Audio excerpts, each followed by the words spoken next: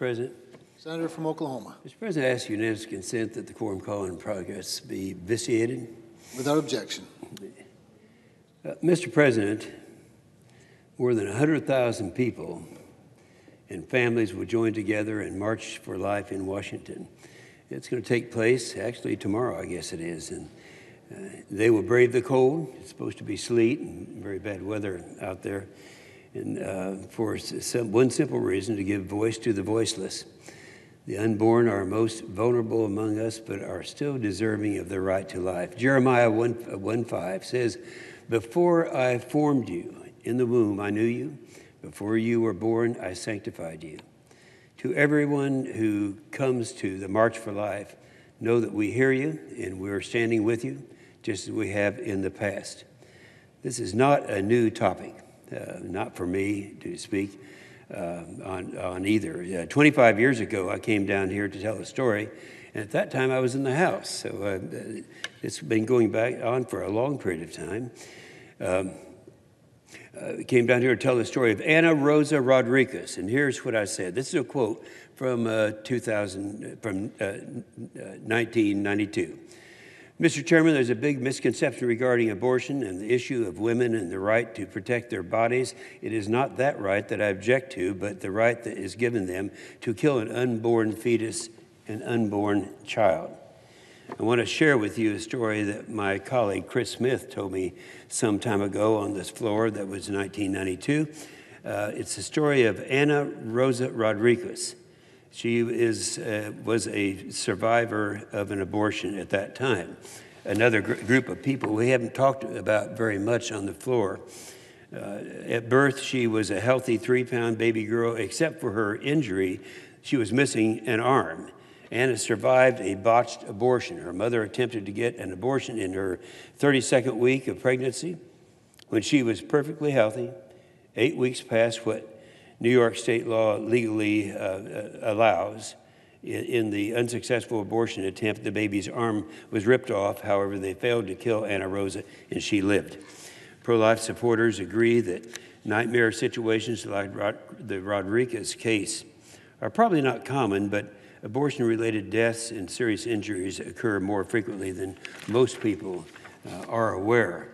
It's amazing that we can pay so much attention to issues such as human rights abroad and can allow the violent destruction of over 26 million children here at home. We are fortunate that Anna was not one of those children. She survived. And that was 1992. But today, we still don't have federal protections for the babies who survived the brutal abortion process. I'm working with Senator Sass, who is leading the effort this year to reintroduce the Born Alive Abortion Survivor Act, which would ensure that a baby who survives an abortion will receive the same treatment as any child naturally born. Premature at any age without prescribing any particular form of treatment. Now, that's just morally right, and I don't see how anyone could vote against something like that, and we'll find out. Just a few years later, in 1997, I was on the floor of this body, the United States Senate, with my good friend and former Senator Rick Santorum to try to pass a partial birth abortion ban and end the horrific practice of late-term abortions. Some of you remember how active Senator Rick Santorum was at that time, a real leader in the pro-life cause. I spoke then saying, and I'm quoting now from 1909, I was on the 1997. I was on the floor often with my good friend, former senator, to try to pass a partial birth abortion. At that time, I said, I thank the senator from Pennsylvania for yielding time. I think he made one of the best presentations I've heard on the floor of this body. I want to say that when he deals with the facts, he's dealing with the facts. But you know, we are also dealing today with perceptions. I tried to make a list of those things I've heard over and over. There are a lot of redundancy on this floor, but there are some things that have not been stated. I would like to share a couple of those with you. I'm going to do something that's a little unusual because I'm going to read some scriptures to you. It's not totally unprecedented in this body. In fact, I've done it many, many times.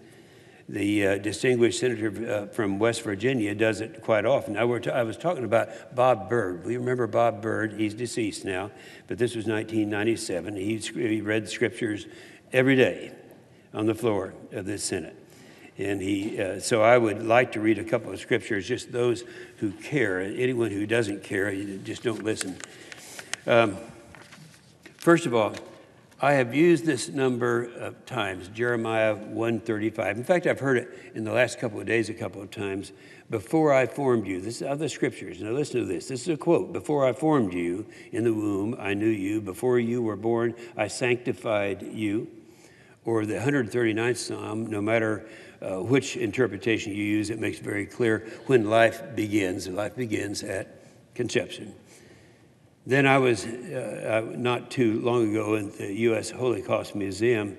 I had been in the museum in Jerusalem, and I found the same thing was printed on the last brick as you are going through. This is Deuteronomy 30, verse 19. It said, quote, I call heaven and earth as witnesses today against you, that I have set before you life and death, blessing and cursing. Therefore choose life, that both you and your descendants may live. And last, I'm always concerned that something that is as dramatic as and significant as this issue is going to go unnoticed by some people. Some people that may be here in the Senate out there who are not really into this issue, they might want to vote the party line, or they might want to say, well, maybe there aren't as many of these procedures out there, so they just really aren't knowledgeable on the subject. So I will read Proverbs 24, 11, and 12. Quote, rescue those who are unjustly sentenced to death. Don't stand back and let them die. Don't try to disclaim responsibility by saying you didn't know about it, for God knows. Who knows all hearts knows yours, and he knows that you know. That's pretty specific. Mr. President, I was listening to the senator from Massachusetts who said it does not do any good to pass this bill because the president is going to veto it anyway. And that was actually in 1997. The president, if you remember at that time, I advised the chair, that was Bill Clinton.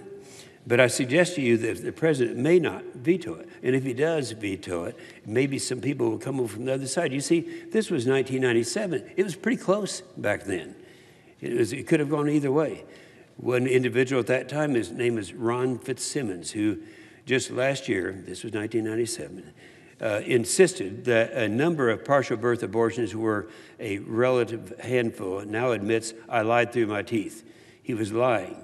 So if the president is predicating his decision to veto this ban on the basis of what was told to him by Ron Fitzsimmons, there's every reason to believe he could turn around on the issue. I suggest also that we're talking now not just about a procedure, but about a culture. I have a very good friend named Charles Colson. We all remember Chuck Colson. He's the guy that started the Campus Crusade for Christ. He gave these remarks upon winning the prestigious Templeton Prize for a contribution to religion. Listen very carefully. He puts it all together, now isolating one procedure or one issue. Now, he said, and this is a quote from, he said, courts like to strike down even perfunctory prayers, and we are surprised at schools bristling with barbed wire look more like prisons than prisons do. Universities reject the very idea of truth, and we are shocked when their best and their brightest loot and betray. Celebrities mock the traditional family, even revile it as a form of slavery, and we are appalled at the tragedy of broken homes and millions of unwed mothers. The media celebrates sex without responsibility, and we are horrified by plagues. Our lawmakers justify the taking of innocent lives in sterile clinics, and we are terrorized by the disregard for life in blood-soaked streets. I think that kind of puts it into context, which we're now approaching, and that is not just a normal type of abortion. I have a great deal of respect for one of the most intellectual members of this body.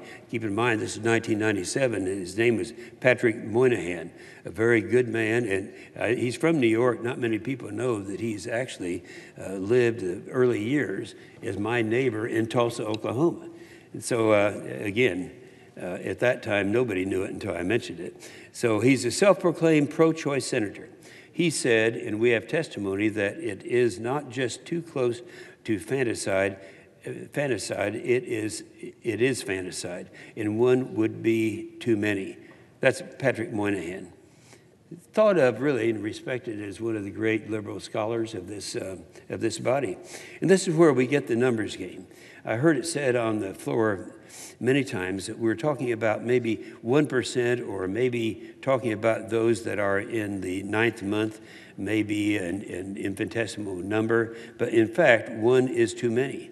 It is said on the floor that we may be only talking about 200 lives being taken during a normal delivery process.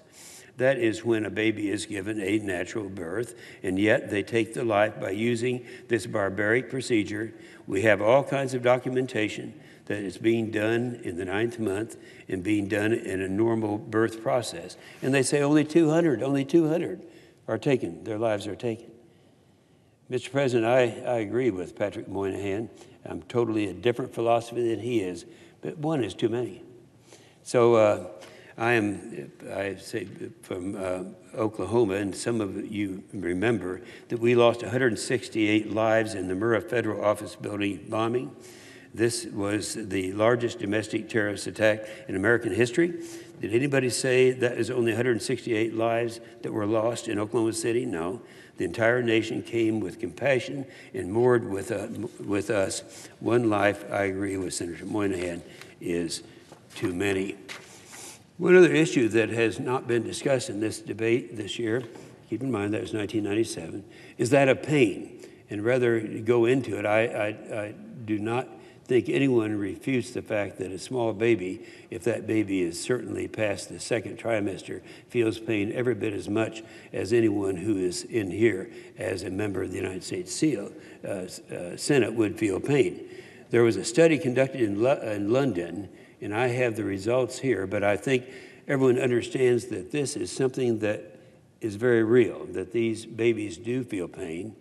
I had my junior senator give an excellent speech on the floor, and he talked about all of these issues in a different way, but that he's doing it currently, and we're talking about now, back quite a number of years ago. I have a picture of a good friend of mine. His name is Jace. James Edward Rapert, R-A-P-E-R-T. Back when people our age were having babies, now I'm talking about myself now. Kay and I have been married 59 years. We have 20 kids and grandkids, so we know a little bit about this. And back at that time, they were having babies. They wouldn't even let you in the hospital, let alone the delivery room. When my daughter Molly called up and said, "Daddy, the time is here. Could you come over?" And I went over to the hospital, and she said, "Would you like to come into the delivery room?" I said, "Yeah, I would." So I saw for the first time what many of you in this room have seen, and many of the women have experienced personally. But I was there when this little guy was born. It's hard to describe to some of the men here who have not been through that experience of seeing this wonderful life begin. I remember when in that room where the delivery took place, it occurred to me that when baby Jace, my grandson, was born, that is at a moment when they could have used this procedure, inflicting all the pain you have heard described so many times, going into the cranium with the scissors and opening the scissors, sucking the brains out and the skull collapse. That's pain. And there are individuals who want to keep a procedure like this legal. If you did that to a dog, they'd be picketing your front office. Somehow we have developed a culture that puts a greater value on the lives of critters than human life. So I watched baby Jace being born. And I suggest to those of you who are concerned about choice that this is really the choice. It's either that choice or this choice. And these choices we are facing today. Mr. President, this is something on which I agree with Senator from Pennsylvania. I was at that time talking about Rick Santorum, and we should not be having to talk about it.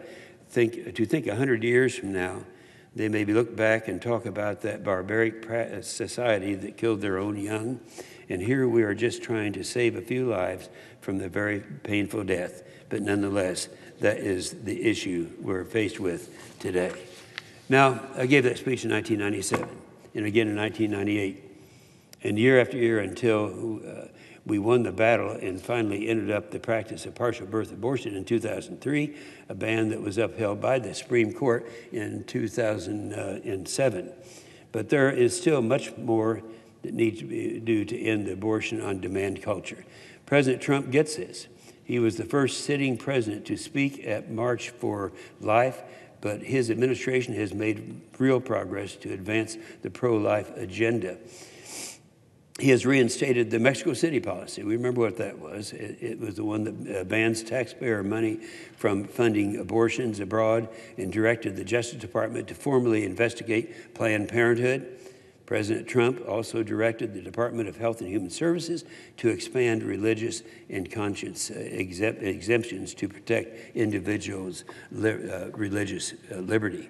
I'm working here in Congress to end the practice of abortion on demand that strips opportunity away from unborn babies and deprives them to the right to life. This week, I've joined my colleagues in introducing 5 common sense bills. And this is taking place right now as we speak. In addition to the Born Alive Abortion Survivors Act that I mentioned by Senator Sass earlier in this presentation, the No Taxpayer Funding of Abortion Act, working on with Senator Wicker, would establish a government-wide statutory prohibition on taxpayer subsidies for abortion and abortion coverage. Simple enough. I'm pleased that Majority Leader McConnell has set up a procedural vote for this bill today. The Life Conception Act that Senator Paul has that would recognize that life begins at conception. The Title X Abortion Provider Prohibition Act, led by Senator Blackburn, one of our brand new freshman senators here, would prohibit Title X family planning program funds. Those are taxpayer funds now being used to subsidize abortions. Now, you might be wondering how that is different from the one just talked about. And here's how. Every year, Planned Parenthood receives nearly $60 million from the American taxpayer through Title X Family Planning Program. The program is intended to assist low-income women with family planning services. Unfortunately, this money is being used to subsidize massive organizations that engage in abortion activities such as Planned Parenthood, and we need to stop that. The Protect Funding for Women's Health Act, led by Senator Ernst, would prohibit all federal funding of Planned Parenthood. I also co-sponsored the Child Interstate Abortion Notification Act, led by Senator Rubio, which would prohibit individuals from taking minors across state lines where they have lax laws just to have an abortion, stopping their states from having that jurisdiction. And finally, and perhaps most importantly, I'm co-sponsoring Senator Graham's Pain-Capable Unborn Child Protection Act, which would prohibit abortions from being performed on unborn babies after 20 weeks, when we know they can feel pain. Only 5 countries allow abortion after 20 weeks, including the United States and North Korea, and that's unacceptable. I'd like to acknowledge a very important day. The Religious Freedom Day is today. It is clear our founding fathers recognized and enshrined the importance of religious liberty, one of our most precious and foundational religious freedoms that allowed them to live their lives according to the teachings of the Bible. I have long been a strong advocate of the basic human right to freely worship, and I'm glad we can take a moment today to recognize that. So anyway, all from speeches in 1992 and 1997, as true today as it was then. And we're ready to start saving lives instead of taking the most vulnerable little lives, and we're ready now. With that, I yield the floor. Suggest the absence of a quorum.